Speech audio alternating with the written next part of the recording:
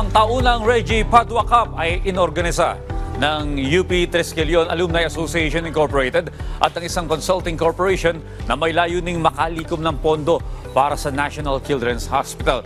Para makibahagi sa programang ito, panoorin po natin ito. Isang layunin ng muling nagbuklod para isagawa ang isang masaya at makabuluhan na aktibidad para sa kapatiran ng UP Triskelion Alumni Association, katuwang ang SOCX. Ito ay ang patatagin ng samahan ng mga miyembro at isulong ang pagtulong sa mga nangangailangan sa pamamagitan ng 17th Annual Reggie Padua Cup. The Reggie Padua Cup started in 2007 in honor of our deceased brother, Reggie Padua, who is an avid golfer during his lifetime. And at the same time, this is a project that usually coincides with the anniversary of our organization. This is the 17th year, which is timely kasi may transition din from the previous chairmanship. Ito transfer sa UP.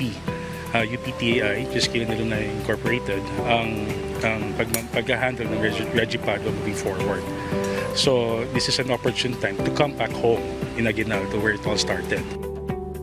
May mga premyo din ang nag-aabang para sa mananalo sa nasabing Hole-in-One Challenge. At tinatayang aabot ng 100 ang nakiisa sa makabuluhang aktibidad.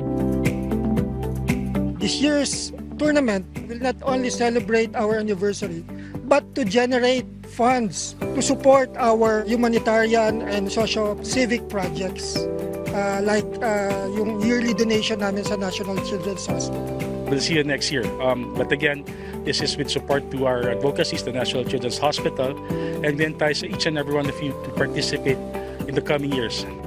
Ika nga, we make a living by what we get, but we make a life by what we give. Dahil sa bawat tulong na naiaabot sa iba, dala nito ay buhay.